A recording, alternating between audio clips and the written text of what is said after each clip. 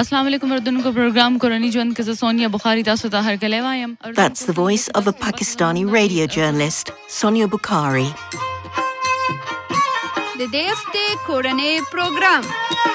She hosted a cookery show where women in northwest Pakistan shared their favourite dishes with her.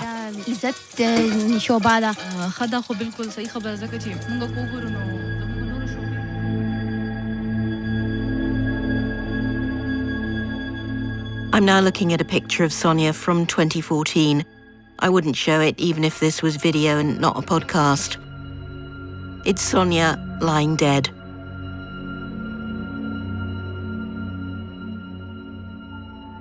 And there's a post-mortem report. It's brief and brutal. It says 1 entry wound to front temporal bone, 1 exit wound. In other words, Sonia Bukhari died from a single gunshot, facing her killer.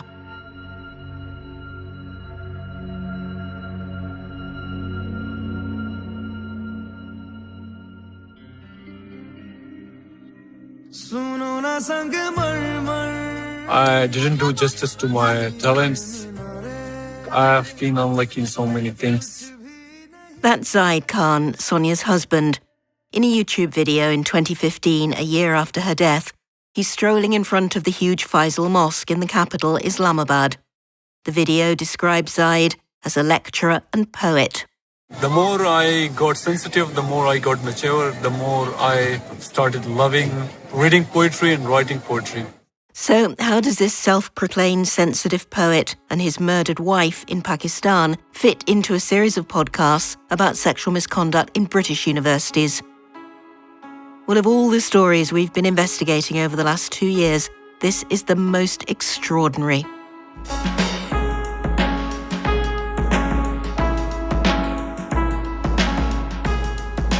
This is Al Jazeera Investigates. I'm Deborah Davis, a reporter with Al Jazeera's I-Unit.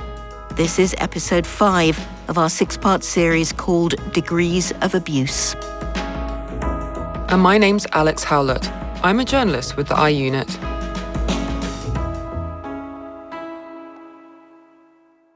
In the first 4 episodes, we heard from several women who shared their experiences of sexual harassment and how their universities didn't investigate their complaints. One of the main issues we discovered is that even when multiple women complain about the same man, the universities don't hear the complaints together. So they don't see the evidence, proving sexual misconduct is usually a pattern of behaviour, not just a one-off.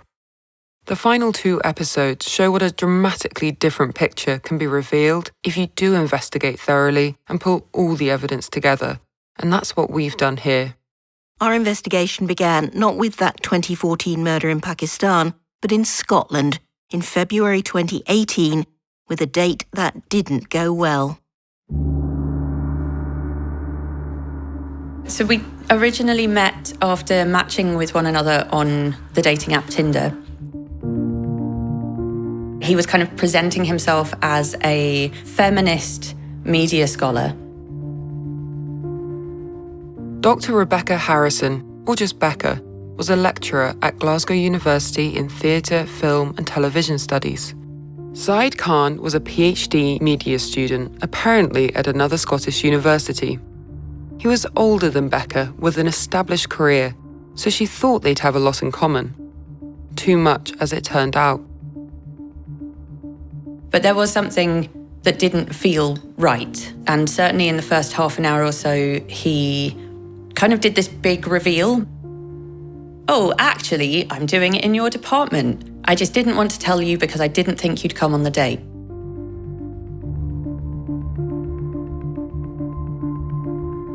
But I also felt like he had deliberately obscured who he was and therefore lied to me to get me on a date, because there is absolutely categorically no way I would want to date someone who's a student in my department. I then said, well, okay, I'm really uncomfortable with that. This is no longer a date. Becca says he kept reaching out to hold her hands. And so I had to keep pulling my hands away from him and saying, please, can you not do that? This is making me quite uncomfortable. I just want to remind you it's not a date. And this was, again, just like another enormous red flag. he said, "Your body and your lips are saying no, but your eyes are saying yes." He then asked me if he could kiss me. And I said, "No, this isn't going to happen." And then after me categorically saying no to him kissing me, he just grabbed my face and forcefully kissed me and put his tongue into my mouth, and I pulled away. Becca said she told Khan she needed the bathroom, grabbed her bag and left. Becca checked and found Khan was indeed a second-year PhD student in her department. She wrote it off as a bad date. But a couple of months later, she heard he'd been offered a teaching role, which would include young undergraduates. So in June 2018, she decided to complain. There was absolutely no way that I could allow him to do what he'd done to me, to people again who were more vulnerable, who had an even bigger kind of gap in the power dynamic between them. All British universities have a policy on acceptable behaviour. Glasgow's Code of Conduct says students must not use threatening, offensive, indecent or violent language or behaviour, including sexual violence or abuse. Becca believed that applied to Zaid Khan grabbing her hands and forcefully kissing her despite her repeated protests. In June 2018, she reported him through the university's official complaints procedure. The Human Resources Department didn't reply for 2 months. Their email to Becca is read by an actor. 30th of August 2018. This case is more complicated than is usual.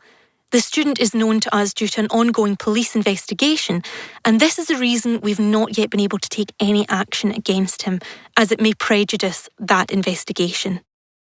I wish I could say I was shocked, but I wasn't. I actually weirdly just felt vindicated because it supported everything that I had thought about him and made me think, no, I was absolutely right to have those feelings. That was reinforced when HR told Becca that 3 other women had complained about Zaid Khan, at least one of whom went to the police.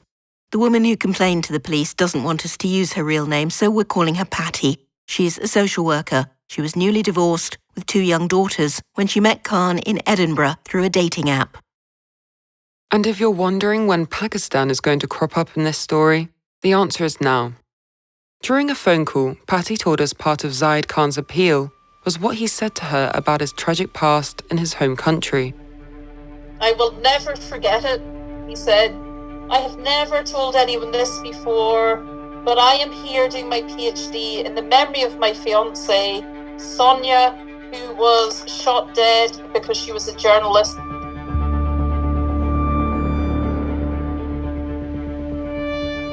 We've spoken to several other women who were involved with Zaid Khan.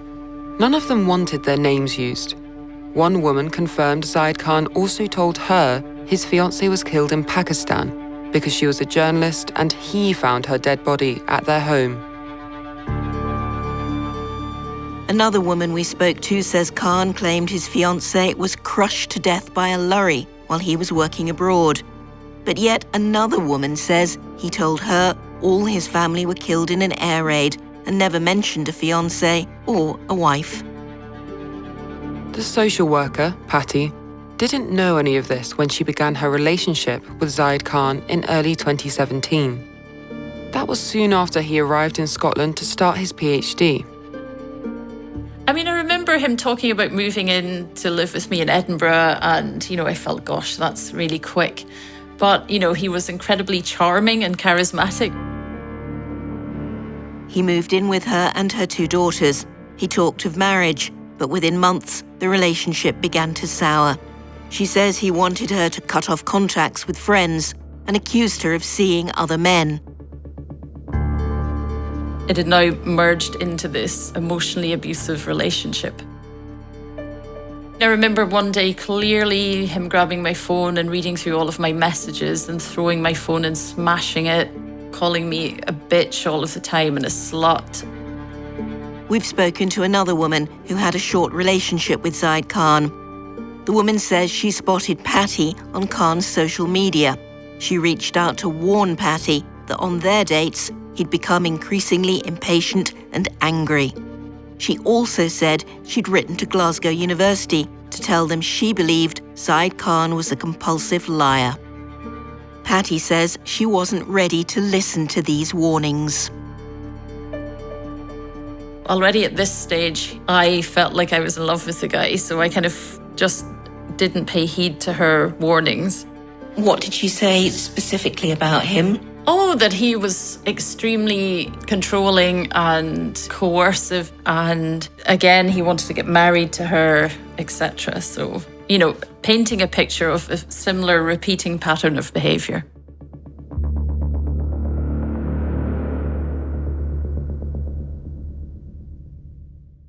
Patty says she needed to know more about Khan's past. Through social media, she made contact with a woman in America who knew Khan before he came to Scotland. She met Khan in China when they were both studying at a university in Beijing. So I started investigating, and I felt that this other American woman would hold the key to many of the unknowns about him, which indeed it turned out she did. She said she always saw him talking to a child on Zoom or whatever it was at the time, and she always felt, gosh, maybe that's his child. She told me that they were engaged and that, he had applied for a visa to go to the States, but that his visa was turned down. We've confirmed Zaid Khan didn't tell the American student he was already married and the child was indeed his. When his plans to find a new wife and relocate to America failed, he left China and returned to Pakistan in the summer of 2014. On the 21st of October that year, his wife, Sonia, was murdered there.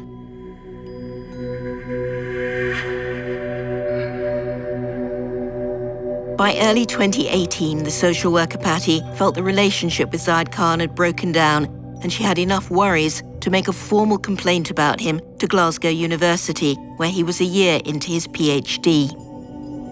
As well as describing aspects of the relationship, Patty told the university about what she calls his dark, troubled history in Pakistan.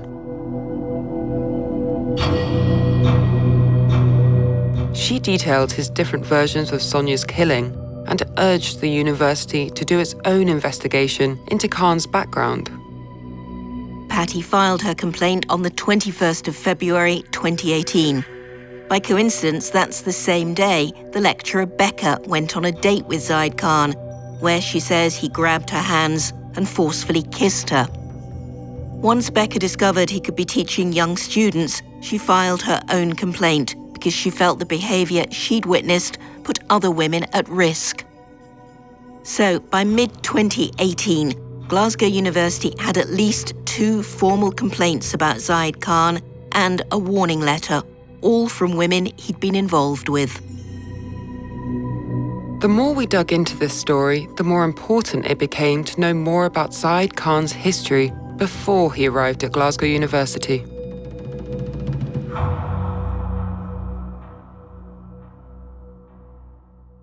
So time to shift our investigation to Pakistan.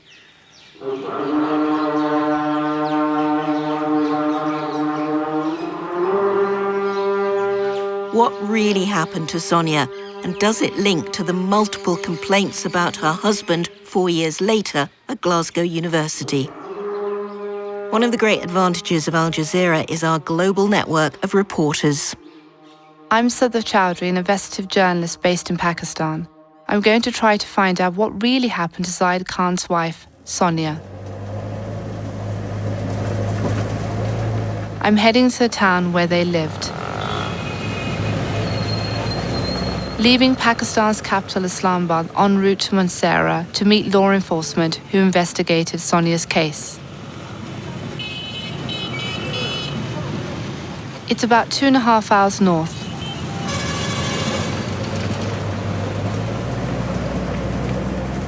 I speak Urdu, but I'm heading for a region where the main languages are Pashto or Hindko. So I'm teaming up with Sayed, who's a local journalist. He can translate, and he's also got good police contacts. In fact, he remembers this case as being unusual. जी जिस तरीके से normally हम चूंकि इस district में काम करते हैं Syed has just told us that he reported on the story, but he found it interesting that no family members actually wanted to discuss this brutal murder.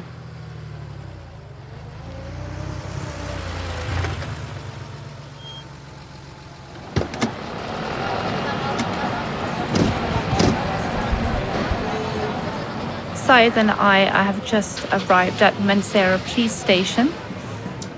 The police officer is saying the case file that we have obtained does not have enough information. We need to locate the police files that were submitted internally. Saeed has just been notified that 2 of the officers that worked on the investigation have retired.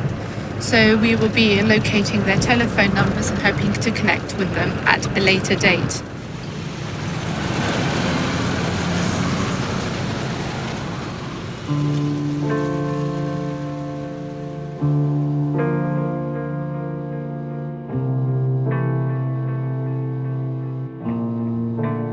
Okay, it's taken a few days, but I finally got a pile of police documents in English and Urdu. There's a statement from the day of the murder, October 21st, 2014. It's by the police officer who spoke to Zayed Khan, who said he was lecturing at another university when the murder happened. The officer's statement recording the interview with Khan is read by an actor. He reported with the dead body of his wife from the hospital emergency ward. He was called by unknown persons and told his wife had been shot and injured. Local people brought her to the hospital, but she died on the way. He says she has no enemies. He says she was killed by an unknown accused entering the house. Well, that knocks down all the versions Zayed Khan told to different women. There's almost nothing more in the police file for 3 years, and that seems to be because Zayed Khan can't give them any more help in identifying the killer. 13 August 2017. Current status of the case. We have heard the plaintiff is in England and we have no idea how to direct the investigation. With each twist and turn of this story, the 2 threads in Pakistan and Scotland become ever more closely woven together. But for now, that's where we're leaving the first half of this story. Glasgow University said it couldn't comment on individual cases, but takes all allegations seriously, investigates them fully, and works hard to ensure the safety and security of everyone on university campuses. Zayed Khan told us the claims made against him were arbitrary, unfounded, and false, and that we published them at our peril. He also said 2 of his accusers had been prosecuted, but he had not. We'll explain that in the next episode. Also more from Sudaf about what happened in Pakistan after Sonia's murder. And we'll reveal why that's relevant to what happens in Scotland after Glasgow University received multiple complaints about Zayed Khan and how they dealt with them.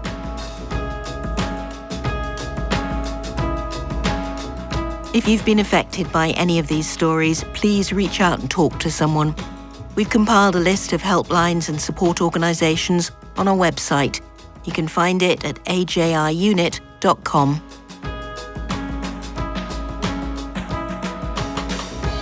Degrees of Abuse is reported by me, Alex Howlett, and Deborah Davies. This episode was produced by Kevin Hurton and audio edited by Craig Pennington and Leah Sofianis. Sound mixed by TVC Soho. Joe De Frias is the executive producer, and Phil Rees is Al Jazeera's Director of Investigative Journalism. If you haven't already, subscribe to Al Jazeera Investigates, however you listen to podcasts.